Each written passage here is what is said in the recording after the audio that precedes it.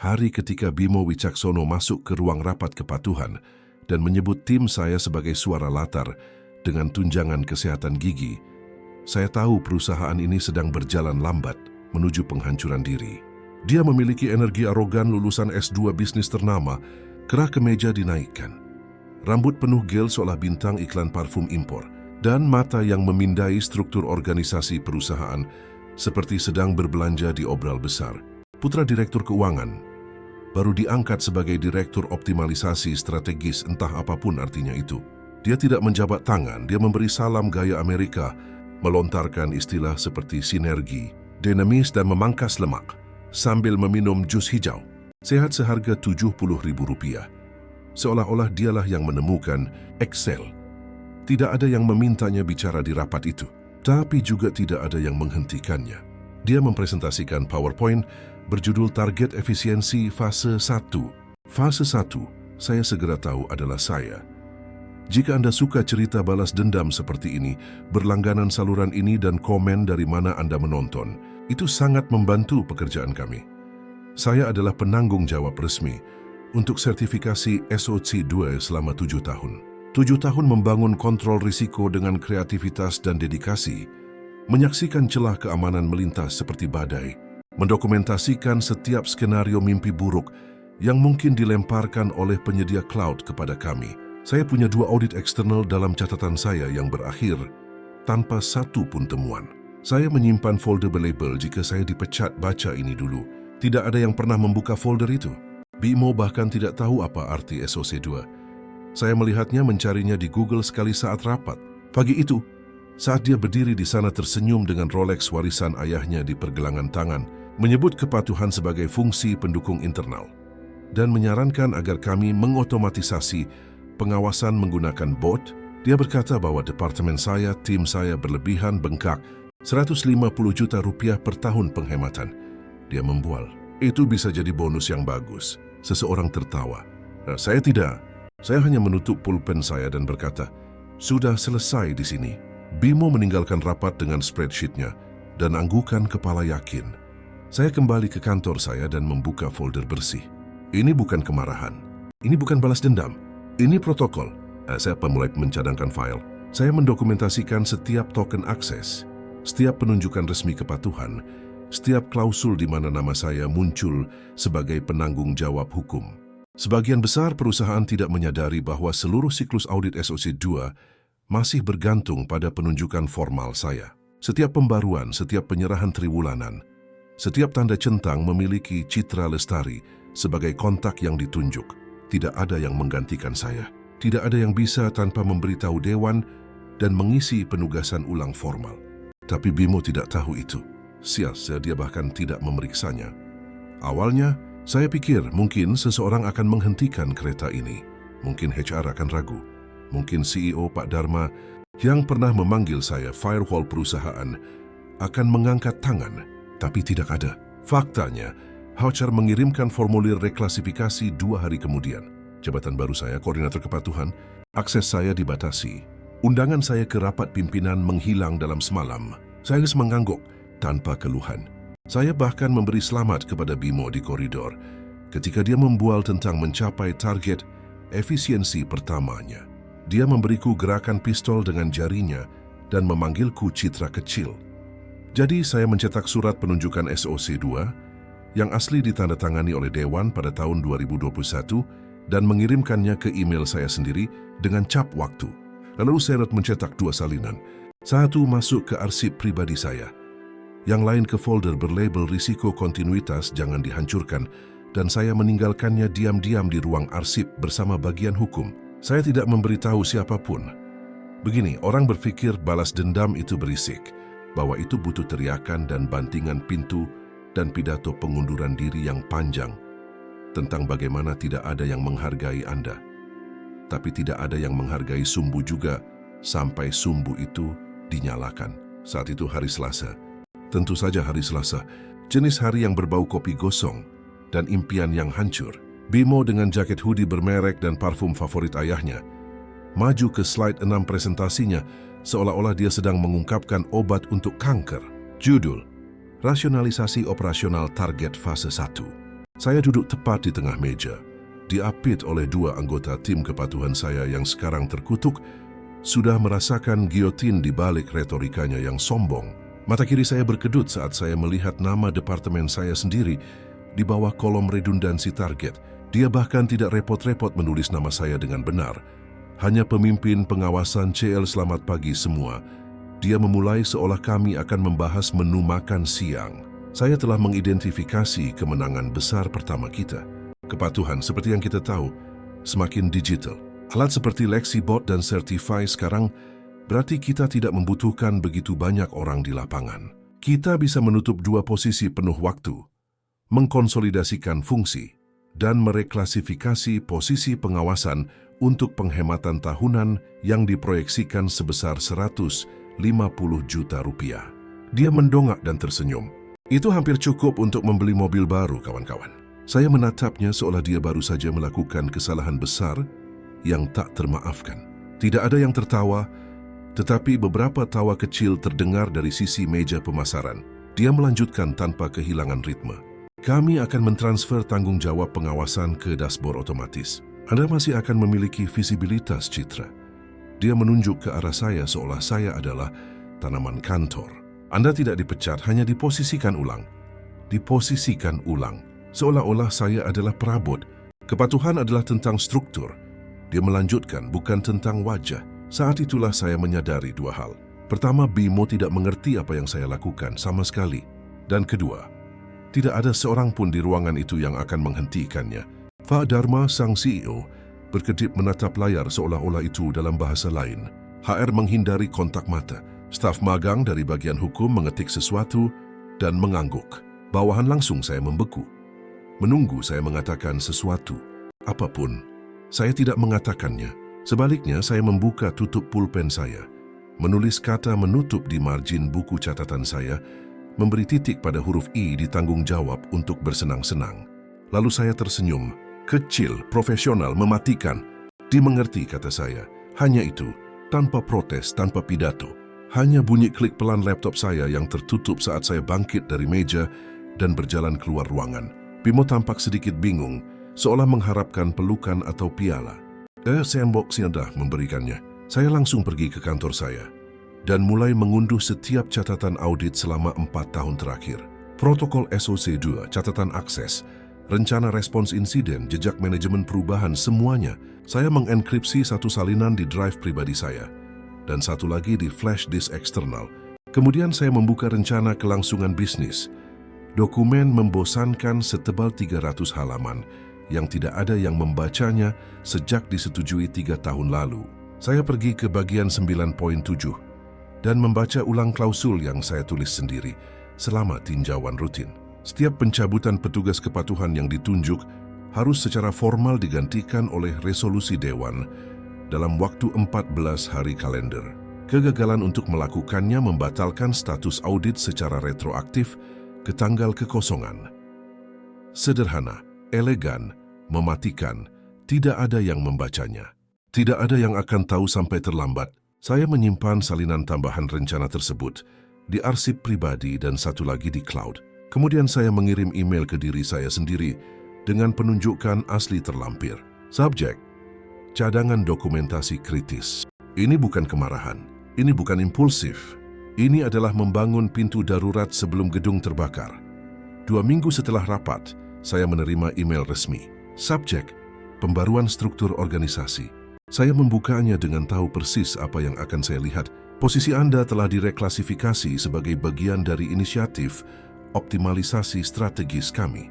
Jabatan baru Anda adalah koordinator kepatuhan. Melapor kepada direktur operasi.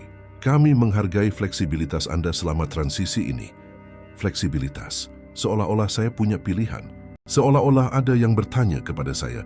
Saya mencetak email itu, menstaplesnya ke salinan penunjukan asli saya, dan mengarsipkannya di folder berlabel transisi 2025. Saya tidak mengatakan apa-apa. Saya tidak mengeluh. Saya hanya terus datang, melakukan pekerjaan saya dengan presisi yang sama seperti biasa, sementara Bimo berparade di koridor seperti merak yang angkuh. Dia punya asisten baru sekarang, seorang gadis bernama Yulia yang baru saja lulus, dan menghabiskan sepanjang hari membuat catatan, sementara dia berkoar tentang metrik efisiensi. Saya melihat ketika dia mencoba mengakses sistem audit untuk pertama kalinya. Dia tidak bisa masuk, tentu saja tidak. Akses itu terkait dengan penunjukan resmi saya, yang masih belum ditransfer. Dia mengirimi saya pesan di Slack. "Hei Citra kecil, saya mengalami masalah mengakses file kepatuhan. Bisa bantu?" Saya menjawab dalam 3 menit. "Tentu, Bimo. Akses memerlukan persetujuan formal dari Dewan. Apakah Anda sudah mengisi formulir transfer penunjukan?" "Henning, lalu formulir apa?" Saya mengirimkan tautan ke protokol transfer tanggung jawab. Itu adalah dokumen 12 halaman yang membutuhkan tanda tangan Dewan, persetujuan hukum, dan pemberitahuan formal kepada auditor eksternal. Tidak ada yang melakukan semua itu. Bimo membaca halaman pertama dan menjawab, "Tidak bisakah ini disederhanakan?" Saya menjawab, "Tidak, tanpa melanggar pedoman audit." Dia tidak menjawab setelah itu. Hari-hari berlalu dalam rutinitas yang aneh. Saya pergi bekerja, melakukan tugas-tugas baru saya yang dikurangi, makan siang sendirian di food court gedung komersial di Sudirman, sambil membaca artikel tentang konsultasi independen. Bimo sementara itu menjadwalkan pertemuan dengan pemasok perangkat lunak otomatisasi, mempresentasikan proyeksi kepada Dewan, menerima tepukan di punggung dari ayahnya. Sepertinya tidak ada yang memperhatikan bahwa sistem itu berfungsi karena saya masih di sana, masih menjaga semuanya tetap di jalurnya, masih menjadi satu-satunya orang yang benar-benar mengerti bagaimana mesin itu bekerja. Yang mereka lihat adalah efisiensi, penghematan biaya, modernisasi. Yang saya lihat adalah bom waktu dengan penghitung waktu yang senyap. Pada hari ke-20 setelah reklasifikasi saya menerima email dari auditor eksternal kami, sebuah perusahaan bernama KAP Martono & Rekan. Subjek, konfirmasi kontak untuk pembaruan tahunan SOC2. Yang terhormat Citra Lestari, sesuai dengan ketentuan kontrak audit kami perlu mengkonfirmasi bahwa Anda tetap sebagai petugas kepatuhan yang ditunjuk. Harap konfirmasi atau berikan informasi kontak terbaru selambat-lambatnya 15 Maret. Saya membaca email itu 3 kali. Lalu saya memeriksa kalender. 15 Maret. Tinggal 11 hari lagi. Saya meneruskan email itu ke Bimo dan menyalin bagian hukum. Saya menambahkan 1 baris. "Untuk informasi Anda dan tindakan yang diperlukan." Bimo menjawab 4 jam kemudian. "Bisakah kita bicarakan ini hari Senin?" Saat itu hari Kamis. Saya menjawab, "Tentu." Lalu saya menyimpan email itu di folder khusus berlabel korespondensi dengan auditor eksternal. Saya sedang membangun arsip, jejak kertas, sejarah kelalaian yang tidak akan terbantahkan ketika saat yang tepat tiba. Rapat hari Senin tidak pernah terjadi. Bimo membatalkannya, lalu menjadwalkan ulang, lalu membatalkan lagi. Batas waktu 15 Maret berlalu. KAP Martono & Rekan mengirim pengingat. Lalu satu lagi, di email ketiga nadanya berubah. Subjek, mendesak status kepatuhan berisiko. Yang terhormat Pak Dharma Mendes, kami belum menerima konfirmasi petugas kepatuhan yang ditunjuk sebagaimana disyaratkan oleh kontrak kami. Tanpa konfirmasi, kami tidak dapat melanjutkan pembaruan sertifikasi. Status audit saat ini akan dianggap tidak berlaku mulai 22 Maret. Email ini dikirim ke CEO, CFO, bagian hukum, dan saya. Bimo menelepon saya 5 menit kemudian. "Citra, apa yang terjadi? Mengapa mereka bilang audit berisiko?" Saya menyesap kopi saya sebelum menjawab. "Karena tidak ada yang mengisi transfer penunjukan formal. Saya sudah mengirim protokolnya 3 minggu lalu. Tapi kamu masih di sini." Dia protes. "Kamu masih bisa tanda tangan, kan?" "Tidak, Bimo. Saya tidak bisa. Penunjukan saya dicabut ketika posisi saya direklasifikasi. Penunjukan baru harus datang dari Dewan." "Kamu tahu itu?" Henning ditelepon. Lalu, tidak ada yang memberitahuku. Itu ada di protokol yang saya kirim dan di rencana kelangsungan bisnis. Bagian 9.7, dia menutup telepon. 10 menit kemudian, ada rapat darurat yang dijadwalkan sore itu. Semua direktur hukum HR, saya tidak diundang. Saya tidak perlu diundang, saya tahu persis apa yang terjadi di ruangan itu. Panik, saling menyalahkan, pencarian panik untuk solusi cepat. Saya tetap di bilik saya, menjawab email rutin, merapikan, file tetap tenang sementara kekacauan mendidih 3 lantai di atas. Ponsel saya bergetar.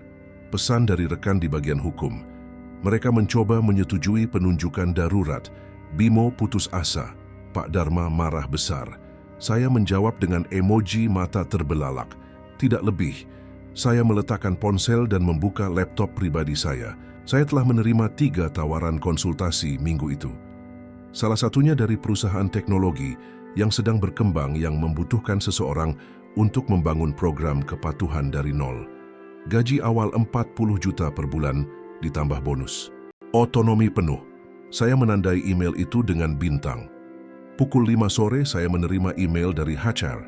Subjek, permintaan rapat mendesak. Citra, kami membutuhkan bantuan Anda terkait masalah transisi. Harap hadir di ruang konferensi 3 besok pukul 9 pagi. Saya tidak langsung menjawab. Saya membiarkan email itu meresap selama 2 jam sementara saya menyelesaikan pekerjaan saya, merapikan meja, mematikan komputer. Pukul 7, ketika kantor hampir kosong, saya menjawab, saya akan hadir. Singkat, profesional.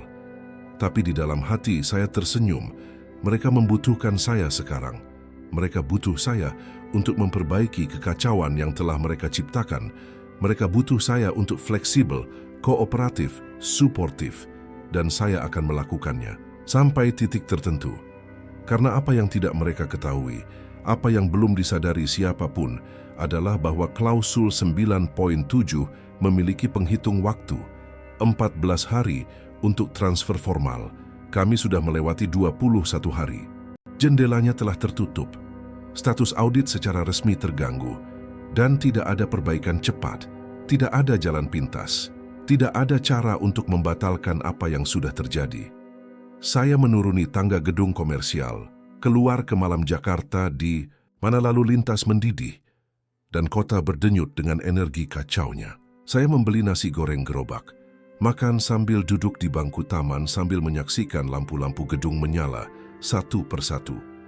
Di suatu tempat di atas sana, di ruang rapat, mereka masih mencoba mencari jalan keluar.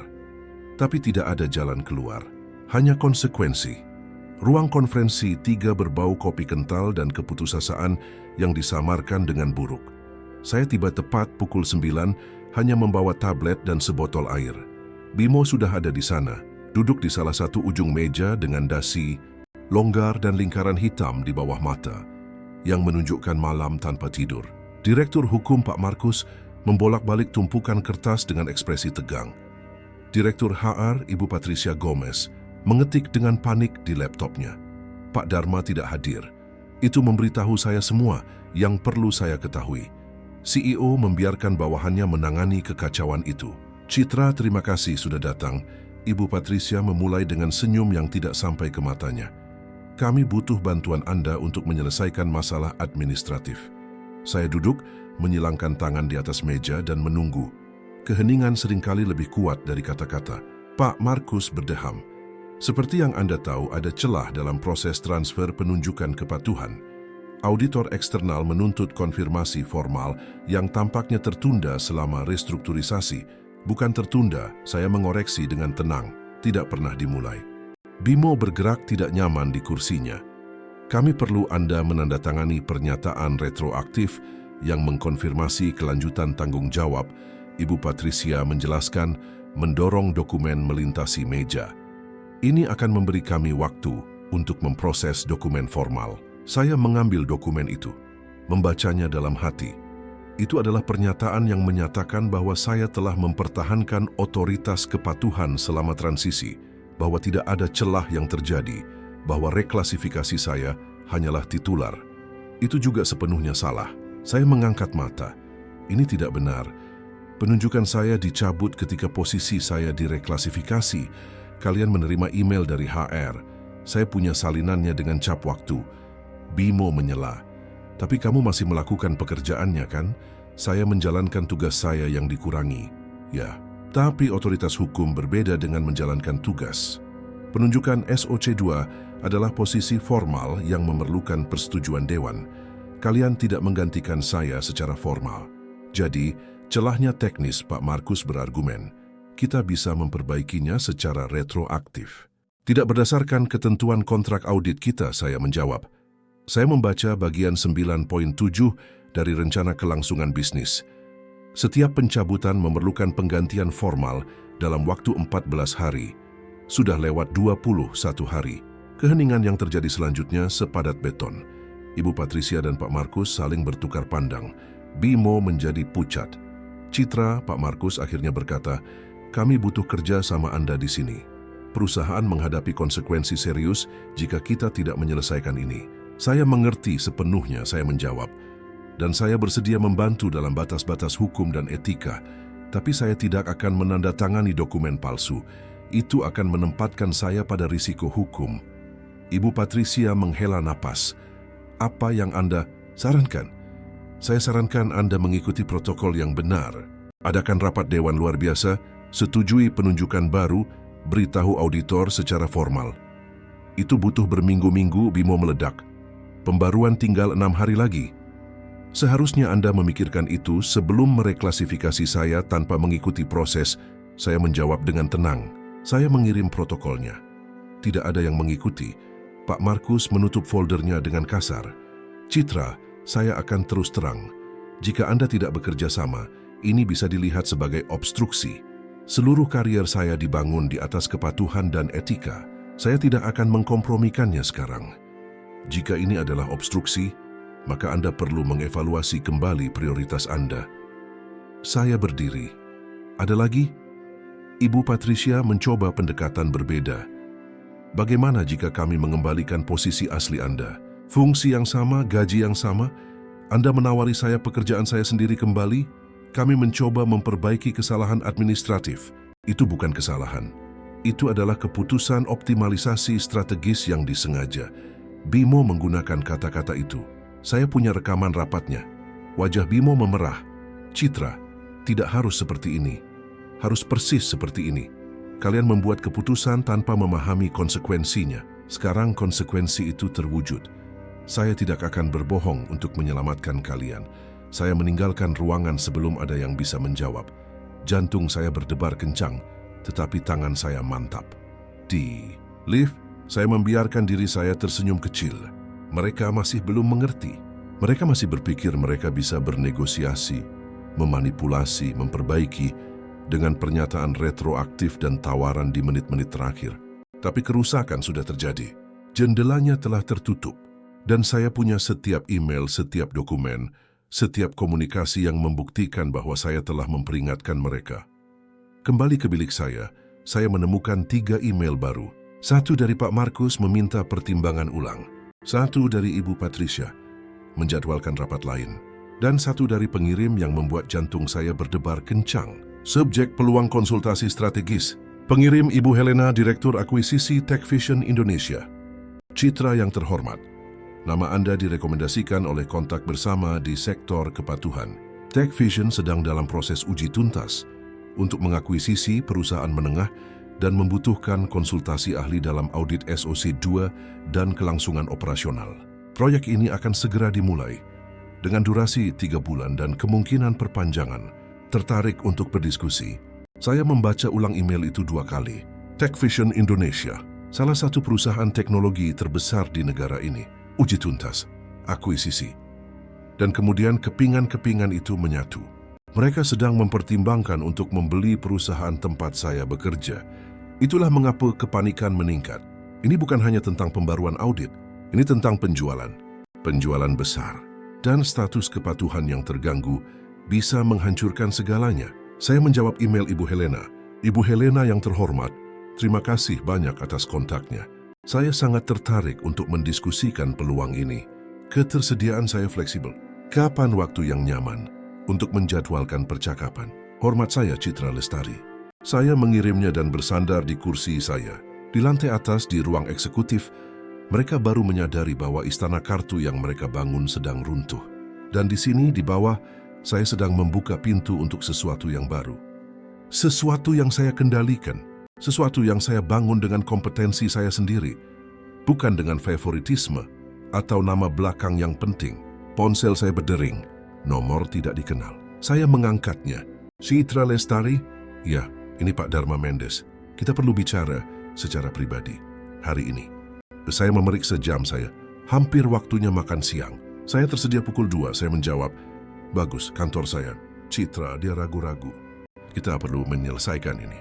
Saya tahu, saya menjawab dan menutup telepon. Saya mengambil tas saya dan pergi makan siang. Saya memilih restoran Jepang beberapa blok dari sini, memesan sushi dan ocha. Makan perlahan sambil meninjau secara mental setiap dokumen yang telah saya arsipkan, setiap email yang telah saya simpan. Saya siap. Lebih dari siap. Saya sudah berada di depan mereka selama berminggu-minggu. Dan ketika saya kembali ke kantor pukul 2 siang, naik ke lantai 22 tempat ruang CEO berada, saya tidak gugup, saya tenang, fokus karena saya tahu persis apa yang akan saya katakan. Dan yang lebih penting, saya tahu persis apa yang tidak akan saya lakukan. Kantor Pak Dharma Mendes menghadap ke Jalan Sudirman. Kaca dari lantai ke langit-langit, perabotan desainer minimalis, rak penuh penghargaan dan foto bersama politisi dan selebriti. Dia berdiri ketika saya masuk, dasi sempurna, rambut beruban disisir ke belakang, tetapi ada sesuatu yang berbeda di matanya. Kekhawatiran, mungkin bahkan ketakutan. Citra, terima kasih sudah datang, katanya menunjuk ke kursi kulit. Silakan duduk. Saya duduk menyilangkan kaki menunggu. Dia berjalan mengitari meja dan duduk juga, menangkupkan kedua tangannya. Saya akan langsung ke intinya. Kita sedang dalam negosiasi untuk menjual perusahaan.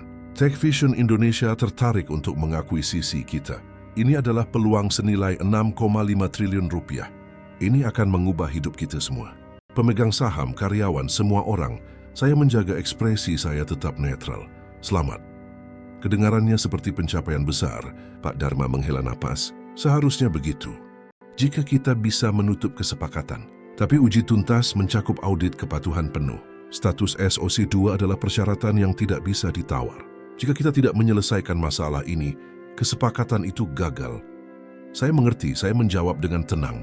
Citra, saya tahu ada kesalahan. Restrukturisasi BIMO terlalu terburu-buru. Dia tidak mengerti implikasinya. Saya seharusnya lebih memperhatikan. Itu benar, saya setuju. Dia berkedip, terkejut dengan keterus-terangan saya. Saya perlu tahu apa yang diperlukan untuk memperbaiki ini. Saya sudah menjelaskan kepada bagian hukum, penunjukan formal dewan, pemberitahuan kepada auditor, proses lengkap yang memakan waktu berminggu-minggu. Tidak ada jalan pintas. Bagaimana jika kita mempercepat proses dewan? Rapat luar biasa besok, persetujuan segera, pemberitahuan ekspres, tetap saja. Itu akan memakan waktu minimal 10 hari. Kalian punya 6 hari. Pak Dharma mengusap wajahnya. Apakah ada cara untuk mengulur waktu? Meminta perpanjangan kepada auditor? Mungkin. Jika Anda punya alasan yang sah dan rencana yang jelas, bisakah Anda membantu kami dengan itu? Secara teknis tidak. Saya tidak lagi memiliki otoritas resmi. Tapi, Pak Dharma mencondongkan tubuh ke depan. Anda punya pengetahuannya. Anda membangun sistem ini. Anda kenal auditornya. Mereka percaya pada Anda. Dulu percaya, saya mengoreksi sebelum saya direklasifikasi tanpa penjelasan formal. Saya mengubah posisi duduk. Biarkan saya bertanya sesuatu. Apakah BIMO tahu tentang penjualan ini? Ketika dia mengusulkan restrukturisasi, Pak Dharma ragu-ragu. Tidak, itu rahasia. Hanya Dewan Eksekutif.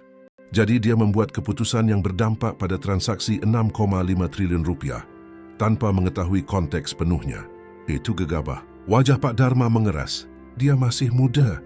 Dia mencoba membuktikan nilainya. Dengan mengorbankan saya mengamati. Dan sekarang dengan mengorbankan perusahaan, Pak Dharma terdiam cukup lama. Lalu dia bertanya, apa yang kamu inginkan, Citra? Posisi saya kembali? Kenaikan gaji? Bagian dari penjualan? Saya ingin Anda mengerti bahwa tindakan memiliki konsekuensi, bahwa kepatuhan bukanlah suara latar, bahwa orang bukanlah baris dalam spreadsheet optimalisasi. Suara saya tetap tenang tetapi tegas. Saya menghabiskan 7 tahun membangun program ini. 7 tahun memastikan perusahaan ini bisa beroperasi dengan integritas. Dan saya dibuang dalam presentasi PowerPoint. Kamu benar, Pak Dharma mengakui pelan. Saya mengecewakanmu. Dewan mengecewakanmu. Dan sekarang kita semua membayarnya. Saya berdiri. Saya tidak bisa menandatangani apapun yang palsu. Saya tidak akan mengkompromikan integritas saya. Jika Anda menginginkan bantuan saya, itu harus dalam parameter etis dan hukum. Saya mengerti. Bagaimana jika kami memulihkan posisi Anda sepenuhnya? Bukan sebagai koordinator, tapi sebagai direktur kepatuhan. Jabatan baru, otoritas baru, kenaikan 30%, saya menggelengkan kepala. Ini bukan tentang uang. Ini tentang kepercayaan. Bagaimana saya bisa percaya ini tidak akan terjadi lagi? Bimo masih di sini. Sistem yang membiarkan ini terjadi masih utuh. Pak Dharma ikut berdiri. Saya akan bicara dengan Dewan hari ini. Bimo akan dipindahkan ke area lain. Anda akan memiliki otonomi penuh. Laporan langsung ke saya. Itu minimal yang bisa saya tawarkan. Saya akan mempertimbangkannya. Saya menjawab, tapi saya butuh waktu untuk berpikir. Kita tidak punya banyak waktu, Citra. Uji tuntas dimulai hari Senin, hari ini hari Kamis. Maka kalian punya akhir pekan untuk membuat keputusan sulit, bukan? Saya meninggalkan kantor tanpa menunggu jawaban. Di lift, saya memeriksa ponsel saya. Ibu Helena telah membalas. Citra, bagus. Bisakah kita bertemu besok untuk minum kopi? Saya punya beberapa pertanyaan tentang proses audit dan ingin mendengar perspektif Anda.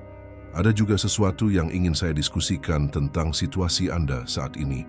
Seorang kontak memberitahu saya bahwa Anda mungkin sedang mempertimbangkan perubahan. Saya tersenyum ke layar. Tentu saja dia tahu perusahaan modal Ventura selalu punya sumber internal. Saya menjawab, besok jam 10 pagi bisa. Kirimkan saya alamatnya. Kembali ke bilik saya, Bimo sedang menunggu saya. Bersandar di partisi, lengan terlipat, mencoba terlihat santai tapi gagal total. Bisa kita bicara? Saya sibuk. Saya menjawab melewatinya untuk mengambil tas saya. Tolong Citra, 5 menit. Saya memeriksa jam saya.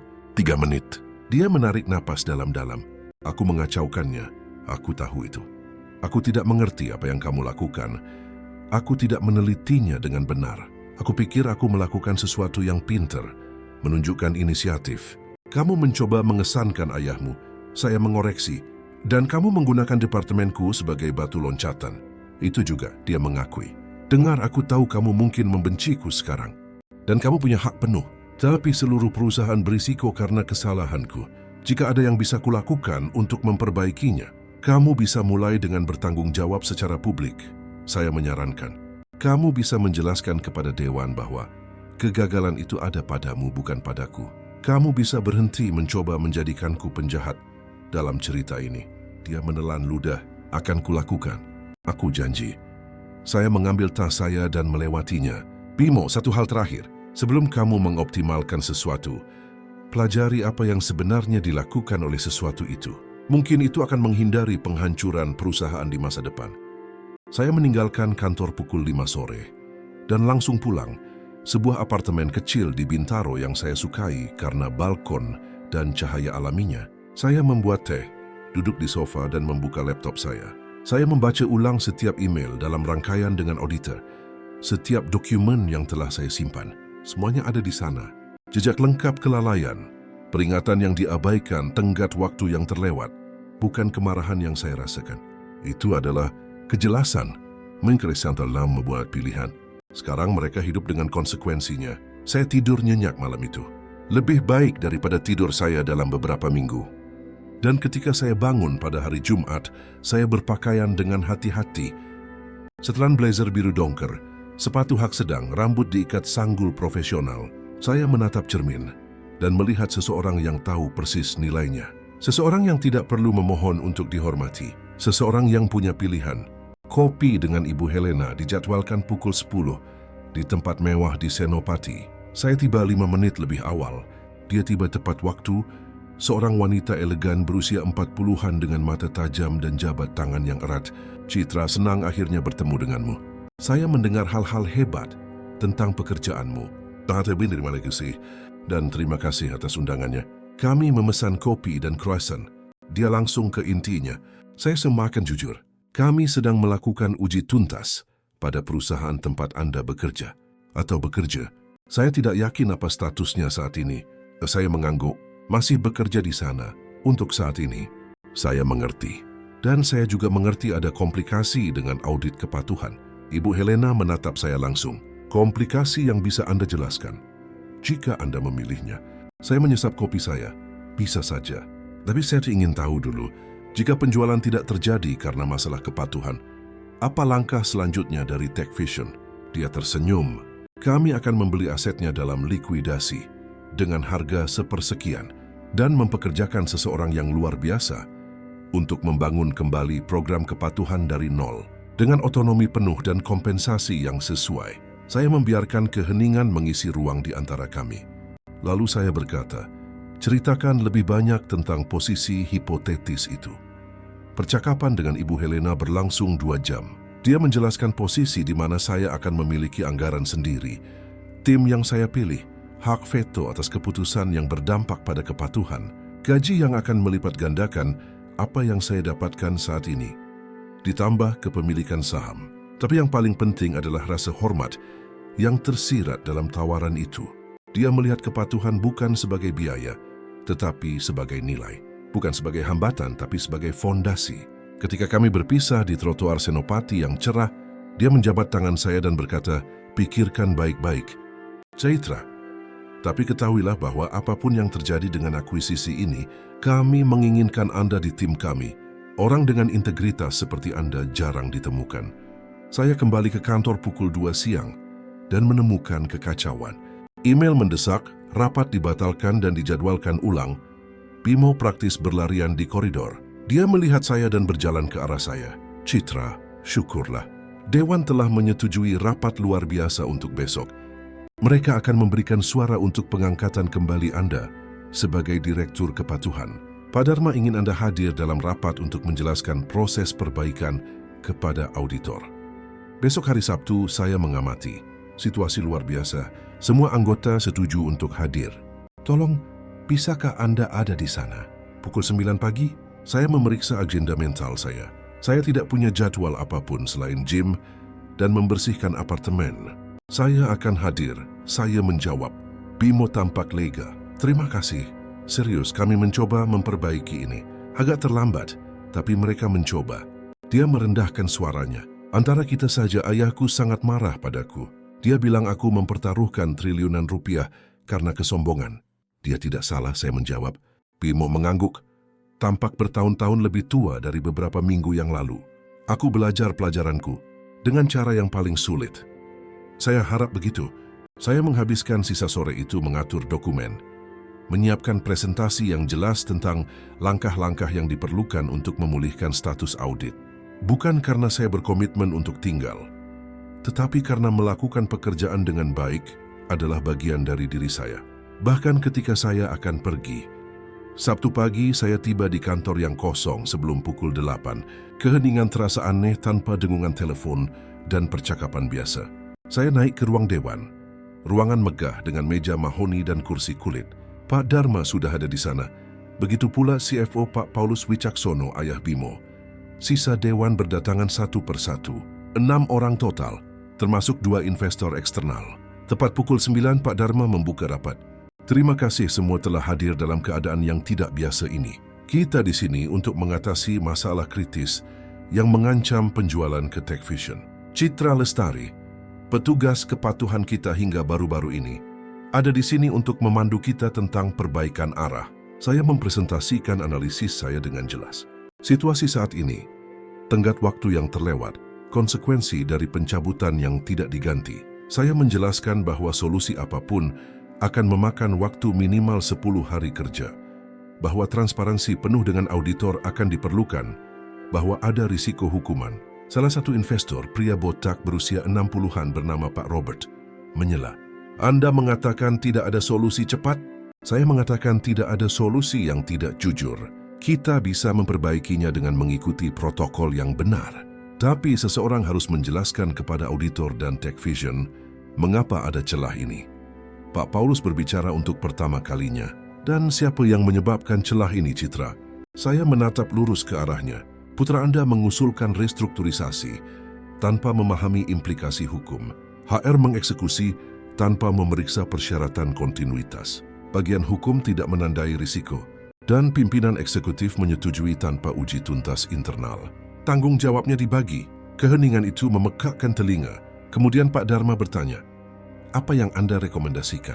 Saya merekomendasikan kejujuran, panggil auditor, jelaskan kesalahan administratif, presentasikan rencana perbaikan segera termasuk penunjukan ulang formal saya, minta perpanjangan waktu, secara bersamaan informasikan Techvision tentang situasi ini sebelum mereka mengetahuinya sendiri.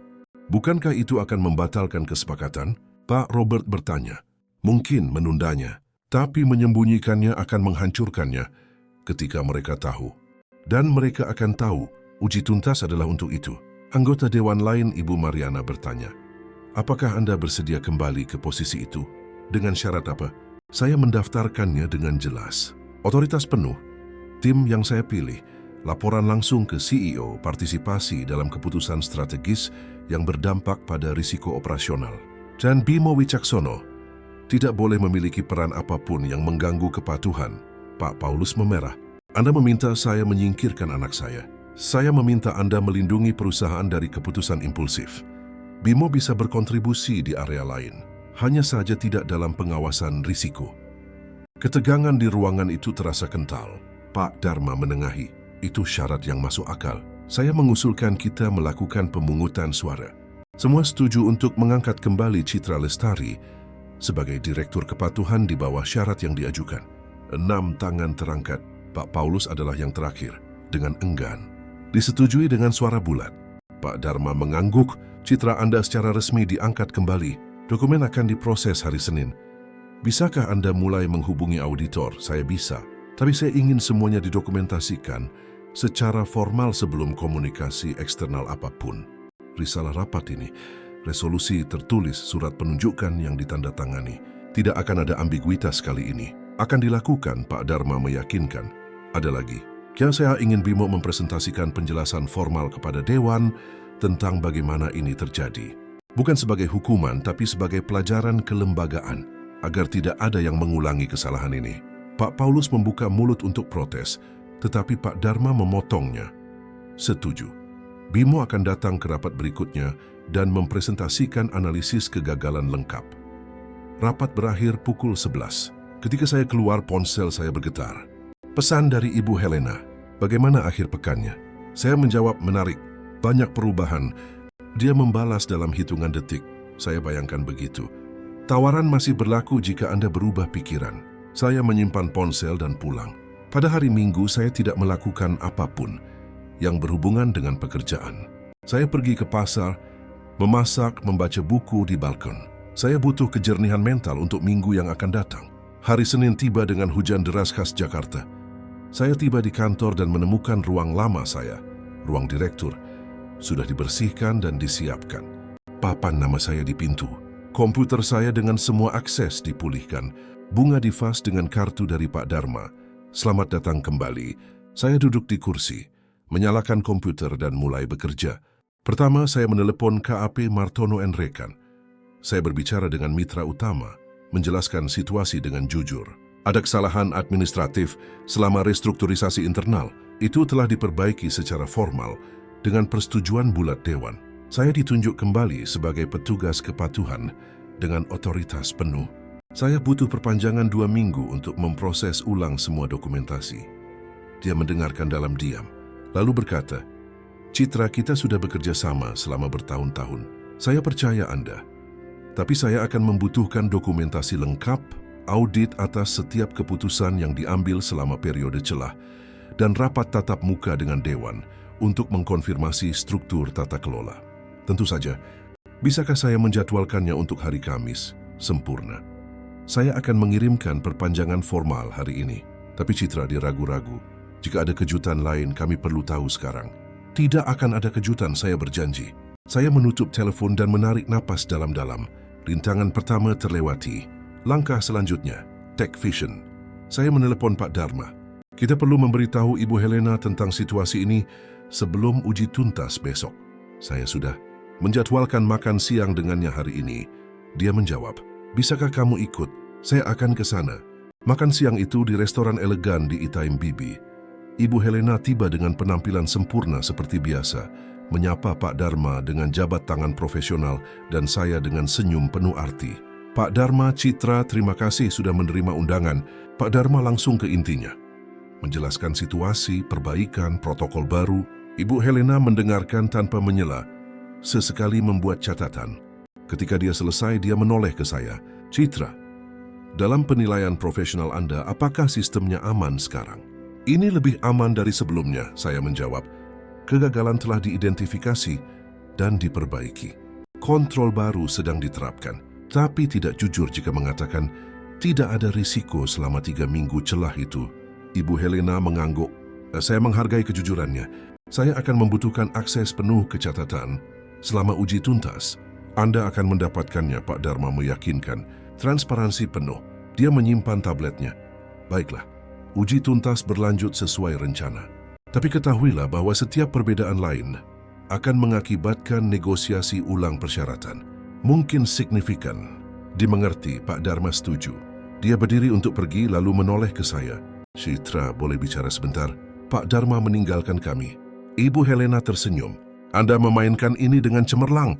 Saya tidak tahu apa yang Anda bicarakan. Saya menjawab, tapi sudut mulut saya sedikit terangkat. Tentu saja tidak. Dia mengulurkan kartu nama. Tawaran itu tetap terbuka.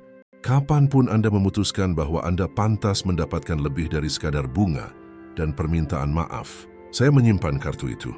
Terima kasih. Terus semua akan ingat itu. Saya kembali ke kantor dan tenggelam dalam pekerjaan. Tapi jauh di lubuk hati saya tahu saya telah berubah. Bahwa saya telah membuktikan nilai saya dengan cara yang tidak akan pernah bisa diabaikan lagi.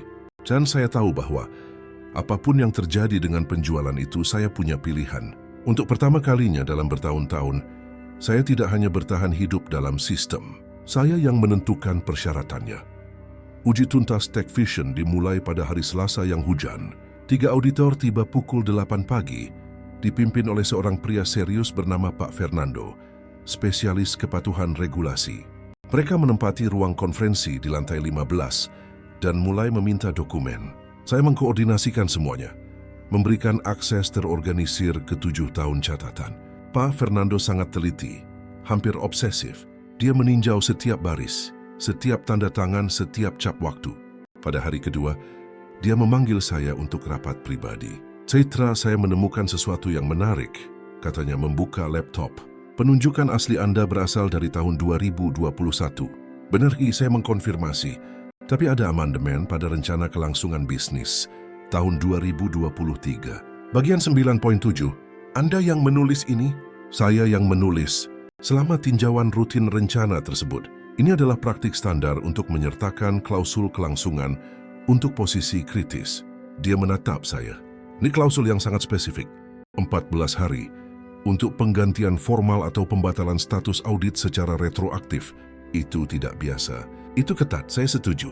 Tapi tidak biasa di perusahaan yang menganggap serius kepatuhan. Pak Fernando menutup laptopnya. Tampaknya seolah-olah Anda tahu, Anda akan membutuhkannya suatu hari nanti. Tampaknya seolah-olah saya mengerti bahwa posisi kritis membutuhkan perlindungan struktural. Dia tersenyum sedikit. Cerdas, sangat cerdas. Boleh saya bertanya mengapa tidak ada orang lain yang memperhatikan klausul ini sampai sekarang? Kebanyakan orang tidak membaca rencana kelangsungan bisnis secara lengkap. Itu adalah dokumen teknis dan padat. Klausul itu ada di sana, tersedia, legal. Jika pimpinan mengikuti protokol dasar saat mereklasifikasi saya, mereka akan melihatnya. Dan jika mereka melihatnya, mereka mungkin akan menghapus klausul itu sebelum melanjutkan. Tepat. Jadi perlindungan itu bekerja persis seperti seharusnya. Melindungi integritas program kepatuhan dari keputusan yang terburu-buru. Pak Fernando mengangguk sambil berpikir. Saya akan memasukkan ini ke dalam laporan saya sebagai contoh tata kelola preventif yang baik. Dia berhenti sejenak.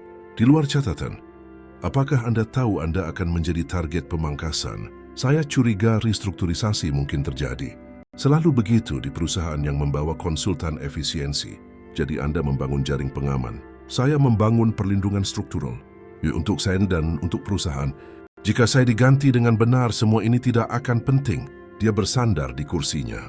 Citra, saya telah bekerja dalam uji tuntas selama 15 tahun. Saya telah melihat banyak ketidakmampuan korporat. Tapi saya jarang melihat seseorang yang mengerti kekuatan struktural seperti ini. Anda mengubah kepatuhan menjadi pengungkit. Itulah seharusnya kepatuhan, bukan suara latar. Fondasi kritis. Pak Fernando kembali bekerja, tetapi percakapan itu tetap bersama saya. Untuk pertama kalinya, seseorang telah mengartikulasikan dengan tepat apa yang telah saya lakukan. Bukan balas dendam, bukan sabotase, hanya merekayasa konsekuensi yang tak terhindarkan untuk kelalaian. Pada hari Kamis kami mengadakan rapat dengan auditor dari KAP Martono & Rekan. Mitra utama, Pak Augusto Martono, membawa 2 rekanan. Kami meninjau semua dokumentasi, kesalahan perbaikan protokol baru. Pak Augusto mengenal saya selama bertahun-tahun, telah bekerja dengan saya dalam audit yang sulit. Citra, saya perlu bertanya langsung, katanya. Selama periode celah, apakah ada keputusan yang diambil yang seharusnya mendapat pengawasan Anda, tetapi tidak? 3 keputusan TI kecil disetujui. Saya meninjau semuanya secara retroaktif. Tidak ada yang menciptakan risiko material. Saya mendokumentasikan semuanya. Bisakah saya melihat dokumentasi itu? Tentu. Saya memberikan tablet dengan folder lengkap. Dia meninjaunya dalam diam selama 10 menit, lalu menutupnya dan berkata, "Semuanya ada di sini. Lengkap dengan cap waktu dapat diaudit. Anda melakukan pekerjaan Anda bahkan tanpa otoritas formal. Saya melakukan apa yang etis dan perlu." Pak Augusto memandang Pak Dharma. "Saya akan merekomendasikan agar kita memperbarui sertifikasi dengan catatan yang mendokumentasikan periode transisi. Ini akan transparan bagi pembeli manapun, tetapi tidak membatalkan status saat ini." Pak Dharma menghela napas lega. "Terima kasih, Pak Augusto." Dia mengangkat tangannya. "Tapi saya ingin perubahan struktural. Saya ingin Citra memiliki kursi dalam rapat eksekutif. Saya ingin persetujuannya diperlukan untuk setiap restrukturisasi yang mempengaruhi fungsi risiko. Dan saya ingin audit triwulanan alih-alih tahunan selama 2 tahun ke depan. Itu syarat yang adil." Pak Dharma setuju. Menatap saya. "Citra?" Saya terima. Dengan satu tambahan, saya ingin anggaran khusus untuk pelatihan kepatuhan bagi seluruh pimpinan, termasuk pendidikan tentang mengapa struktur ini ada. Pak Augusto tersenyum. "Sempurna. Saya akan mencantumkan semuanya dalam sertifikasi yang diperbarui." Setelah semua orang pergi, Pak Dharma tetap tinggal. "Citra, Anda menyelamatkan perusahaan. Saya menyelamatkan program kepatuhan. Perusahaan menyelamatkan dirinya sendiri dengan akhirnya menganggapnya serius." Dia ragu-ragu. "Bimo ingin berbicara dengan Anda. Dia siap untuk presentasi ke Dewan minggu depan. Dan saya pikir dia benar-benar belajar." "Saya harap begitu. Tapi belajar tidak menghapus konsekuensi." "Saya mengerti." Pak Dharma berhenti di pintu. "Sebagai catatan, saya seharusnya melindungimu sejak awal. Anda membangun sesuatu yang penting di sini. Saya tidak menghargainya dengan pantas. Terima kasih telah mengatakannya. Itu lebih berarti daripada bunga." Jumat lebih tenang. Uji tuntas memasuki tahap akhir. Pak Fernando menemui saya di penghujung hari. "Semuanya bersih?" Saya bertanya. "Hampir. Ada satu masalah, kontrak kerja Anda." Saya menunjukkannya padanya. "Ini dia. Pengangkatan kembali penuh, syarat baru. Ditandatangani oleh Dewan." Dia menggelengkan kepala. "Bukan yang ini, yang ditawarkan Ibu Helena padamu." Saya membeku. "Saya tidak tahu diri apa yang Anda bicarakan. Citra, saya seorang auditor. Secara harfiah tugas saya menemukan koneksi. Ibu Helena meminta saya untuk menilai apakah Anda akan tertarik pada posisi kepemimpinan jika Techvision mengakuisisi perusahaan. Atau jika tidak mengakuisisi." Saya duduk perlahan. "Dia memintamu untuk menjajaki saya. Dia meminta saya untuk menilai apakah Anda sebaik reputasi Anda. Analisis saya, Anda lebih baik. Dan jawaban saya untuk Ibu Helena, laporan Anda harus objektif." Saya menjawab hati-hati. "Berdasarkan fakta, bukan spekulasi tentang masa depan saya." Pak Fernando tersenyum. "Tentu saja. Tapi jika dia bertanya, apakah Anda akan menjadi aset berharga bagi organisasi manapun? Saya akan mengatakan bahwa perusahaan manapun yang meremehkan Anda sedang membuat kesalahan strategis. Dia pergi, meninggalkan saya sendirian dengan pikiran yang bergejolak. 2 tawaran sekarang. 1 untuk tetap di sini, dengan kekuatan baru, rasa hormat baru. 1 lagi untuk memulai sesuatu yang baru, membangun dari nol tanpa beban." Selama akhir pekan saya berjalan-jalan di sekitar area GBK mencoba menjernihkan pikiran. Saya memikirkan 7 tahun kerja, hubungan yang dibangun, pengetahuan kelembagaan. Saya juga memikirkan bagaimana saya telah dibuang, bagaimana saya harus berjuang untuk didengar. Hari Senin saya menerima email dari Pak Fernando. Subjek, laporan akhir uji tuntas. Saya membukanya dengan jantung berdebar. "Citra yang terhormat, kami telah menyelesaikan evaluasi. Rekomendasi. Lanjutkan dengan akuisisi di bawah persyaratan asli dengan 3 syarat. Pertama, Anda tetap sebagai direktur kepatuhan dengan otonomi yang dijamin oleh kontrak yang bertahan pasca akuisisi. Kedua, implementasi program tata kelola perusahaan yang akan Anda rancang. Ketiga, audit khusus dalam 6 bulan. Untuk memverifikasi integrasi, Ibu Helena menyetujui semua syarat. Selamat atas kerja luar biasa Anda. Saya membacanya ulang 3 kali. Mereka tidak hanya melanjutkan pembelian, mereka menjadikanku syaratnya. Ponsel saya berdering, Ibu Helena. Lihat laporannya. Saya lihat, Pak Fernando sangat jelas tentang nilai Anda. TechVision menginginkan Anda, Citra, bukan sebagai karyawan warisan, tapi sebagai pemimpin strategis. Saya merasa terhormat. Saya menjawab dengan jujur. Tapi saya perlu tahu, jika saya menerima tawaran asli Anda, apakah Anda masih akan melanjutkan akuisisi? Ibu Helena tertawa. Anda cerdik. Sejujurnya, kami akan mengevaluasi kembali nilainya. Perusahaan tanpa Anda bernilai jauh lebih rendah. Itu menyanjung dan sedikit mengganggu. Itu realitas bisnis. Anda membangun sesuatu yang tidak bisa dengan mudah ditiru. Itu memiliki nilai. Dia berhenti sejenak. Jadi itu apa jawaban Anda? Tetap dan bantu integrasi atau terima tawaran dan bangun sesuatu yang baru bersama kami? Saya perlu waktu untuk berpikir. Anda punya waktu sampai hari Rabu. Saat itulah kami mengumumkannya secara publik. Saya menutup telepon dan memandang keluar jendela. Jakarta terbentang tanpa henti. Jutaan kehidupan, jutaan pilihan. Dan saya berada di pusat cerita saya sendiri. Akhirnya dengan kekuatan untuk memilih. Bukan karena saya memohon, bukan karena saya menerima lebih sedikit, tapi karena saya membangun nilai yang tidak bisa diabaikan. Saya memikirkan Bimo, yang belajar bahwa jalan pintas ada harganya. Saya memikirkan Pak Dharma, yang belajar bahwa manusia lebih dari sekadar angka. Saya memikirkan diri saya sendiri, yang belajar bahwa keheningan strategis bisa lebih kuat daripada teriakan. Dan untuk pertama kalinya dalam beberapa bulan, saya tersenyum tulus. Karena apapun pilihan yang saya buat, itu akan menjadi pilihan saya, sepenuhnya milik saya. Selasa pagi terbangun dengan langit kelabu dan dingin. Saya bangun pukul 5 pagi, tidak bisa tidur lagi. Keputusan itu membebani, bukan karena sulit, tapi karena penting. Itu mewakili lebih dari sekadar memilih antara 2 pekerjaan. Itu mewakili memilih profesional seperti apa yang saya inginkan. Saya pergi ke kantor lebih awal. Sebelum pukul 7, jalanan masih sepi. Hanya beberapa bus dan pengantar barang dini hari. Di lift yang kosong, saya menatap bayangan saya di logam yang dipoles. Wanita yang balas menatap saya berbeda dari 3 bulan lalu. Lebih kuat, lebih yakin akan nilainya, lebih bersedia menuntut rasa hormat alih-alih menunggunya. Saya duduk di ruang saya, menyalakan komputer dan mulai menulis. Belum jawaban untuk Ibu Helena. Pertama, saya perlu menulis untuk diri saya sendiri. Saya mengatur pikiran saya dalam daftar. Alasan untuk tinggal. Pengetahuan kelembagaan selama 7 tahun, hubungan yang mapan. Program kepatuhan yang saya bangun bata demi bata, rasa hormat dan otoritas baru, partisipasi dalam integrasi dengan TechVision. Alasan untuk pergi. Kesempatan untuk memulai sesuatu yang baru tanpa beban masa lalu, gaji yang jauh lebih tinggi, otonomi penuh sejak awal, bekerja dengan pimpinan yang menghargai kepatuhan sejak hari pertama, tanpa ingatan pernah dibuang. Saya membaca ulang daftar itu beberapa kali, lalu menyimpannya dalam file dan menutupnya. Karena saya menyadari sesuatu. Keputusan itu bukan tentang daftar mana yang lebih panjang. Itu tentang masa depan mana yang akan membuat saya bangun dengan semangat untuk bekerja. Pukul 9 saya menerima email dari Bimo. Subjek, presentasi dewan dijadwalkan. Citra, saya akan presentasi hari Kamis. Saya ingin Anda hadir. Bukan untuk membela saya, tapi karena Anda pantas mendengar apa yang saya pelajari. Tanpa kewajiban, hanya undangan. Tak seman jawab, saya ikut Bahadirs.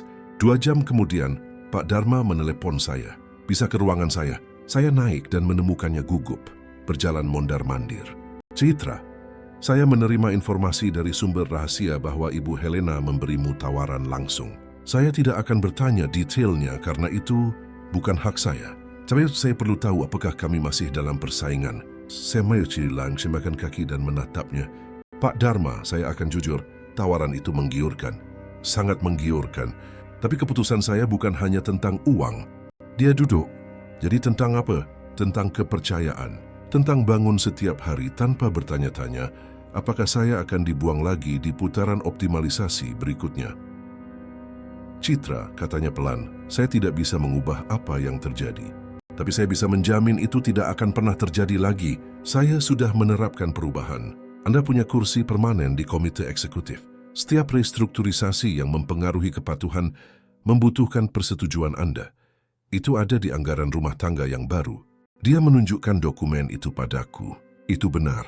Di sana, dalam bahasa hukum yang jelas, Direktur Kepatuhan akan memiliki otoritas veto atas keputusan struktural yang berdampak pada fungsi risiko dan tata kelola. Ini bagus, saya akui. Tapi struktur berubah, orang berubah. Jaminan hari ini bisa ditafsirkan ulang besok. Jadi apa yang bisa saya lakukan untuk meyakinkan Anda bahwa ini nyata? Tidak ada, yang saya menjawab. Karena ini bukan tentang Anda meyakinkan saya. Ini tentang saya memutuskan di mana saya bisa melakukan pekerjaan terbaik dan menjadi paling bahagia. Dia mengangguk pelan. Adil, saya hanya ingin Anda tahu bahwa kami menginginkan Anda di sini. Bukan karena kebutuhan transaksional, tapi karena Anda membuat perusahaan ini lebih baik. Terima kasih untuk itu. Saya berdiri. Saya akan memberikan jawaban saya besok kepada Anda dan kepada Ibu Helena. Saya menghabiskan sisa hari itu dalam rapat operasional, meninjau prosedur, melatih tim, pekerjaan normal.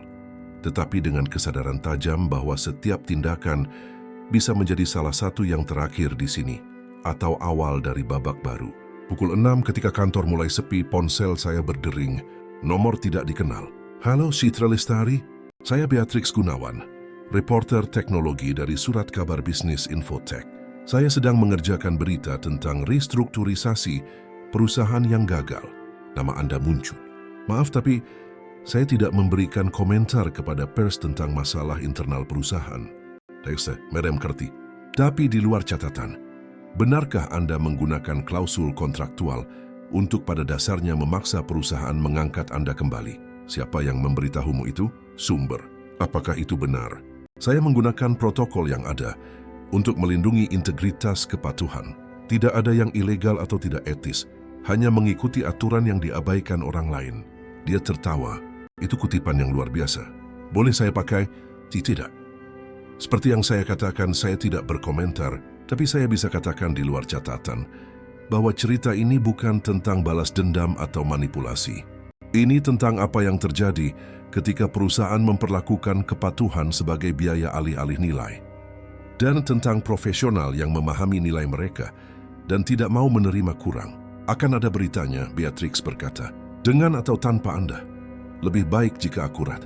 Maka saya akan mengirimkan pernyataan resmi melalui humas perusahaan. Apapun di luar itu akan menjadi spekulasi. Saya menutup telepon dan segera menelepon Pak Dharma. Kita punya masalah. Pers sedang menyelidiki. Saya menceritakan tentang telepon itu. Dia mengerang. Ini yang kita butuhkan. Saya rasa memang ada tim komunikasi. Bisakah Anda menyiapkan pernyataan teknis? Saya bisa. Tapi Pak Dharma, ini akan keluar. Ceritanya terlalu bagus. Perusahaan hampir kehilangan penjualan triliunan rupiah karena mengabaikan kepatuhan. Kita hanya perlu mengendalikan narasinya. Saya kasih mana sih yang ini diceritakan sebagai kesalahan administratif yang telah diperbaiki dengan pimpinan mengambil tanggung jawab, bukan sebagai perang korporat. Setuju, saya akan mengerjakannya. Dia berhenti sejenak. Citra, apakah ini mempengaruhi keputusanmu?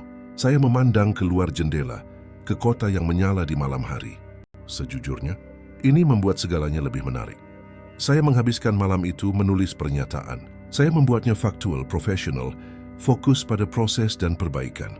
Selama restrukturisasi administratif baru-baru ini, terjadi kelalaian dalam protokol penunjukan kepatuhan. Masalah tersebut telah diidentifikasi dan diperbaiki mengikuti prosedur yang telah ditetapkan. Perusahaan menegaskan kembali komitmennya terhadap tata kelola yang kuat dan transparansi.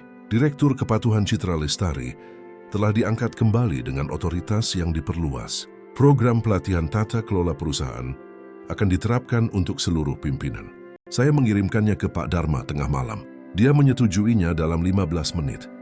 Sempurna, ringkas, profesional, tanpa drama. Persis seperti seharusnya. Hari Rabu tiba dengan matahari langka di Jakarta. Inilah harinya. Saya tiba di kantor pukul 8 duduk di ruang saya dan menarik napas dalam-dalam. Saya menelepon Ibu Helena terlebih dahulu. "Selamat pagi, Citra. Punya jawaban?" "Punya," dan jawabannya tidak. "Henning, lalu boleh saya tahu kenapa?" "Karena saya menyadari sesuatu. Saya menghabiskan 7 tahun membangun sesuatu di sini. Ketika terancam, saya memperjuangkannya. Sekarang ini lebih kuat dari sebelumnya. Pergi sekarang berarti meninggalkan sesuatu yang telah saya investasikan begitu banyak." Ibu Helena tertawa pelan. "Anda tahu banyak orang akan mengatakan, justru inilah saatnya untuk pergi." Di puncak, dengan banyak tawaran. Banyak orang tidak membangun apa yang saya bangun. "Ini bukan hanya pekerjaan bagi saya. Ini warisan. Saya menghargai pada situ," katanya. "Saya benar-benar menghargainya. Tapi Citra, jika Anda berubah pikiran, pintu selalu terbuka." "Terima kasih. Sungguh." Saya menutup telepon dan berjalan ke ruang Pak Dharma. Dia mendongak tegang. "Saya akan tetap tinggal," saya mengumumkan. Dia mengembuskan napas begitu, dalam seolah-olah dia telah menahan napas selama berhari-hari. "Citra, Anda tidak akan menyesal." "Saya tidak, karena jika saya merasa sekali lagi bisa dibuang, tidak akan ada kesempatan kedua." Dipahami sepenuhnya. Dia mengulurkan tangannya. "Selamat datang kembali." Secara resmi, sepenuhnya. Saya menjabat tangannya. "Sekarang kita punya pekerjaan yang harus dilakukan. Integrasi dengan TechVision, program pelatihan baru audit khusus. Mari kita mulai." Kamis rapat dewan berlangsung. Semua anggota hadir, termasuk Pak Paulus Wicaksono yang tampak menua bertahun-tahun dalam beberapa minggu. Bimo masuk terakhir membawa map tebal dan ekspresi serius. Pak Dharma membuka. Bimo Wicaksono akan mempresentasikan analisis tentang keputusan yang menyebabkan krisis kepatuhan baru-baru ini. "Bimo, silakan." Dia menarik napas dalam-dalam. "Anggota Dewan Citra, saya di sini untuk bertanggung jawab penuh karena hampir menghancurkan penjualan senilai 6,5 triliun rupiah." Dia memulai dengan metodis, menjelaskan bagaimana dia mengidentifikasi kepatuhan sebagai target tanpa memahami fungsi sebenarnya. Bagaimana dia mempresentasikan penghematan 150 juta rupiah tanpa menghitung risiko kehilangan triliunan. Bagaimana dia mengabaikan peringatan tenggat waktu, protokol. Suaranya bergetar ketika dia berkata, "Saya memperlakukan orang seperti angka di spreadsheet. Saya memperlakukan pengetahuan ahli sebagai biaya yang bisa dibuang. Dan itu hampir merugikan perusahaan ini segalanya." Dia menatap lurus ke arah saya. "Citra membangun sistem yang melindungi kita dari ketidaktahuan saya sendiri. Ketika saya mencoba membongkarnya tanpa mengerti, sistem itu melakukan apa yang seharusnya, menciptakan konsekuensi yang tak terhindarkan. Dia tidak menyabotase saya, dia melakukan pekerjaannya, dan saya gagal dalam pekerjaan saya. Keheningan di ruangan itu mutlak. Saya belajar bahwa efisiensi tanpa pemahaman itu berbahaya, bahwa orang berpengalaman memiliki nilai yang tidak muncul di spreadsheet, bahwa jalan pintas dalam tata kelola adalah ilusi. Dia menutup mapnya. "Saya menerima konsekuensi apapun yang ditentukan dewan. Saya hanya meminta Anda menggunakan kesalahan saya sebagai pelajaran kelembagaan." Pak Robert, sang investor, berbicara lebih dulu. "Bimo, saya menghargai kejujuran Anda. Itu menunjukkan karakter, tapi itu juga menunjukkan kurangnya persiapan untuk posisi kepemimpinan strategis." "Saya setuju," Bimo berkata sederhana. Pak Paulus angkat bicara. Suaranya berat. "Putra saya akan dipindahkan ke area analisis keuangan tanpa pengawasan orang atau proses selama 2 tahun ke depan. Dia akan belajar dasar-dasarnya sebelum menerima tanggung jawab lagi." Pak Dharma menatap saya. "Citra, ada yang ingin ditambahkan?" Saya memandang Bimo. "Kamu telah mempelajari pelajaran terpenting. Tindakan memiliki konsekuensi. Gunakan itu dengan baik." Dia mengangguk. Matanya berkaca-kaca. "Terima kasih atas pelajarannya. Dan karena tidak menghancurkanku ketika kamu bisa. Saya tidak berusaha menghancurkan siapapun. Saya melindungi sesuatu yang penting." Rapat berakhir. Saat kami keluar, Bimo mengejar saya di koridor. "Citra, boleh saya tanya sesuatu?" "Tentu. Kenapa kamu tetap tinggal setelah semuanya?" Saya tersenyum, karena akhirnya saya berada di tempat yang saya pantas dapatkan, dengan rasa hormat yang saya perjuangkan. Dan karena terkadang balas dendam terbaik bukanlah pergi, tapi tetap tinggal dan menentukan persyaratannya. Dia tertawa meski dalam situasi itu. "Kamu luar biasa." "Aku tahu," saya menjawab. "Akhirnya aku tahu." 6 bulan kemudian, saya duduk di ruang konferensi yang sama tempat Bimo mempresentasikan PowerPoint optimalisasinya. Tapi segalanya berbeda sekarang. Meja itu penuh dengan eksekutif dari TechVision dan perusahaan kami. Sekarang secara resmi terintegrasi. Ibu Helena memimpin rapat. Saya di sebelah kanannya sebagai Direktur Kepatuhan Grup Terintegrasi. Integrasi ini berjalan dengan sangat baik. Ibu Helena berkata meninjau hasilnya. Kita melampaui proyeksi sinergi sebesar 23%. Tapi kesuksesan sebenarnya ada pada sesuatu yang tidak muncul di spreadsheet keuangan. Dia menatapku. Citra Lestari membangun program tata kelola yang kini direplikasi di semua akuisisi kami. Apa yang dimulai sebagai masalah berubah menjadi model. Pak Dharma sekarang menjadi presiden regional menambahkan, program pelatihan kepatuhan yang dikembangkan Citra telah diterapkan di 8 anak perusahaan. Kami mengurangi insiden risiko sebesar 41%. Bimo yang hadir dalam rapat sebagai analis junior mengangkat tangannya dengan ragu. Bolehkah saya menambahkan sesuatu? Ibu Helena mengangguk. Saya sedang mengikuti program pelatihan itu. Itu transformatif. Saya belajar lebih banyak dalam 6 bulan daripada dalam 2 tahun S2 bisnis. Saya tersenyum padanya. Yang penting kamu belajar. Setelah rapat, Ibu Helena memanggil saya ke kantornya di lantai atas. Pemandangannya bahkan lebih baik daripada pemandangan Pak Dharma. Jendela panorama menunjukkan Jakarta dalam segala kompleksitasnya yang kacau. Citra, saya punya proposal. Kami ingin membuat divisi tata kelola perusahaan di dalam grup TechVision. Anda yang akan memimpin tim 50 orang. Anggaran 12 miliar, otoritas di semua akuisisi. Itu akan sangat besar. Memang saya setuju. Dan saya perlu berpikir. Dia tertawa. Selalu sangat hati-hati. Itulah yang membawa saya sampai di sini. Kebenaran itu. Saya memandang keluar jendela. Memikirkan semua yang telah terjadi. Dari rapat di mana saya direklasifikasi hingga sekarang. Dari koordinator yang diabaikan. Menjadi pemimpin yang diperebutkan. Itu bukan keberuntungan. Itu bukan balas dendam. Itu adalah membangun nilai yang mustahil untuk diabaikan. Ibu Helena, akhirnya saya berkata saya akan terima. Tapi dengan syarat. Selalu ada syarat denganmu, dia tersenyum. Apa saja? Saya ingin jaminan kontraktual atas otonomi. Saya ingin setiap program kepatuhan yang kita kembangkan memiliki klausul perlindungan seperti bagian 9.7. Saya ingin menciptakan budaya di mana para ahli dihargai, bukan dioptimalkan. Dan saya ingin Bimo ada di tim saya. Ibu Helena berkedip kaget. Bimo? Setelah apa yang dia lakukan? Justru karena itu. Dia belajar pelajaran yang kebanyakan eksekutif tidak pernah pelajari. Kerendahan hati, nilai pengetahuan khusus, konsekuensi nyata. Dia akan menjadi profesional yang lebih baik karena telah gagal. Dia mempertimbangkan, menarik, saya setuju. Tapi dia melapor kepada Anda dan dalam masa percobaan. Adil, kami menjabat tangan. Ibu Helena berhenti sebelum saya pergi. Citra, boleh saya tanya sesuatu yang pribadi? Apakah Anda merencanakan semua ini sejak awal? Tidak, saya menjawab jujur. Saya tidak berencana untuk dibuang. Saya tidak berencana Bimo akan mengabaikan protokol. Saya tidak merencanakan keadaan apapun. Jadi apa yang Anda rencanakan? Saya berencana untuk siap. Saya membangun struktur yang akan melindungi apa yang penting terlepas dari apa yang terjadi. Ketika saatnya tiba, struktur itu bekerja. Ibu Helena mengangguk sambil berpikir, itulah yang membedakan Anda dari kebanyakan orang. Anda tidak menunggu untuk dilindungi. Anda melindungi diri sendiri. Saya turun ke kantor baru saya, lebih besar dari sebelumnya, dengan jendela sendiri dan pintu kaca dengan nama saya dalam huruf yang elegan. Citra Lestari, Direktur Tata Kelola Perusahaan. Saya duduk di kursi baru dan membuka laptop saya. Ada 342 email yang belum dibaca.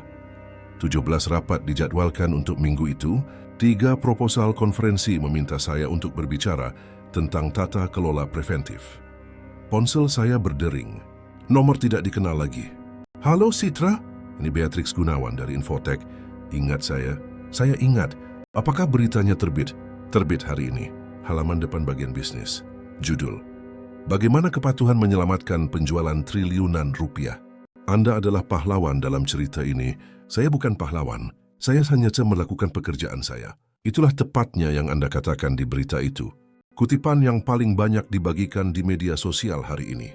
Orang-orang menyebut Anda contoh. Bagaimana para ahli harus menghargai diri mereka sendiri. Ini surreal, ini pantas didapatkan.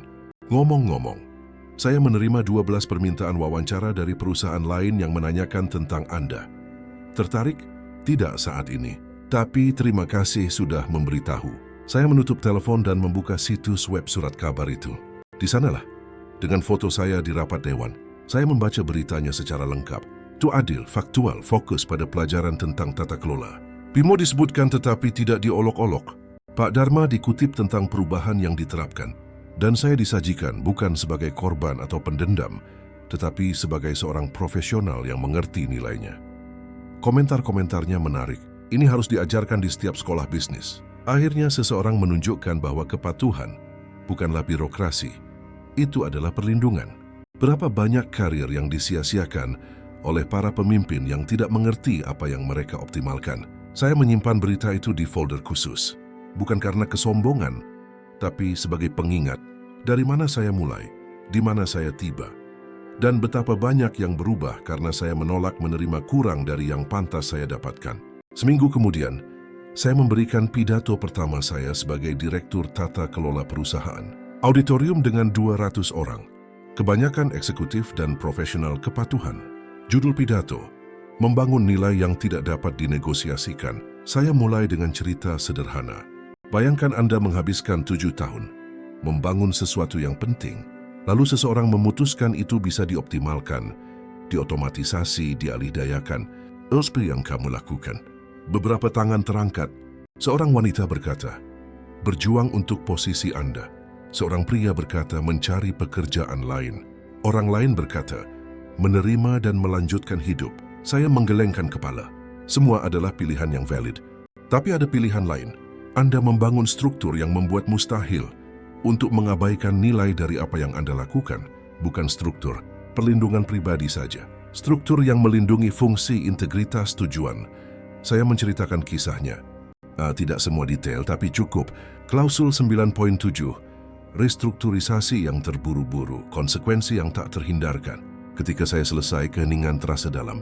Kemudian seorang wanita di belakang mengangkat tangan. Anda tidak takut dianggap sulit atau tidak kooperatif.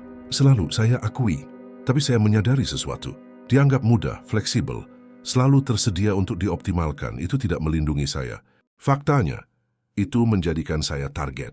Jadi saya memutuskan lebih baik dihormati daripada disukai. Tepuk tangan memenuhi auditorium. Kemudian, selama tanya jawab, seorang eksekutif muda bertanya, apakah Anda merekomendasikan semua orang melakukan apa yang Anda lakukan? Dan saya menjawab, setiap situasi unik, tapi saya merekomendasikan semua orang memahami nilai mereka yang sebenarnya.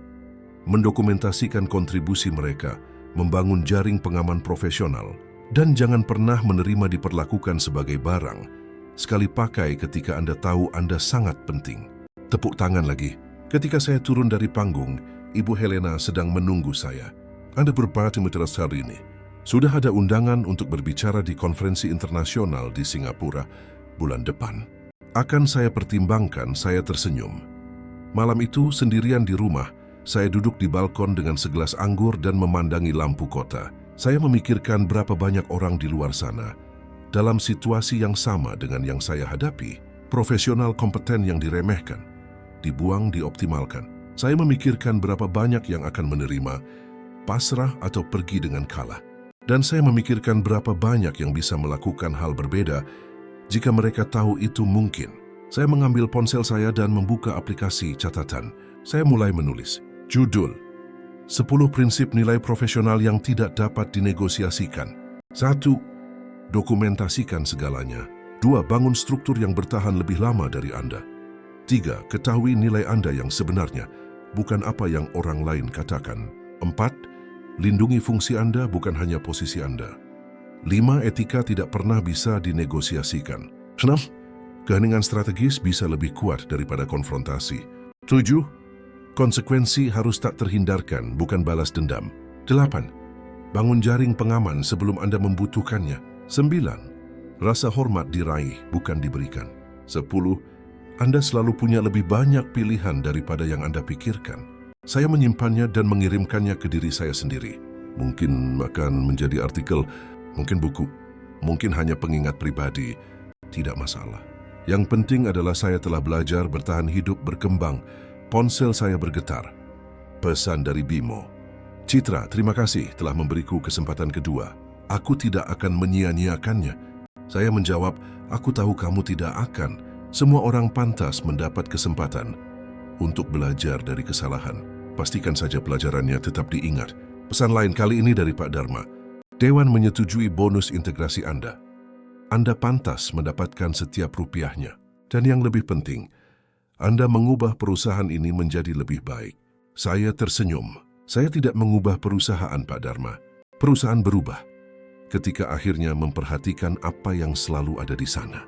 Pesan terakhir malam itu datang dari Ibu Helena. Citra, saya baru saja menutup 2 akuisisi lagi.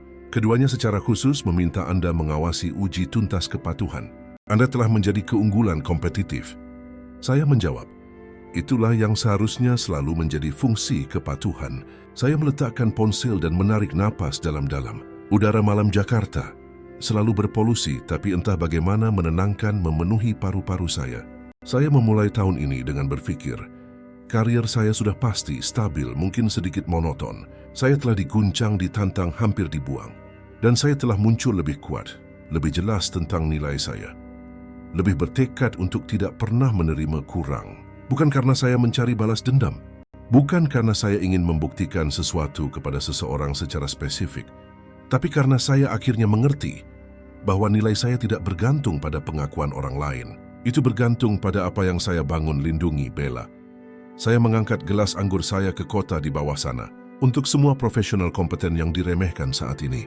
Untuk semua yang sedang membangun nilai yang belum diakui. Untuk semua yang sedang belajar menghargai diri sendiri. Bahkan ketika tidak ada orang lain yang menghargai.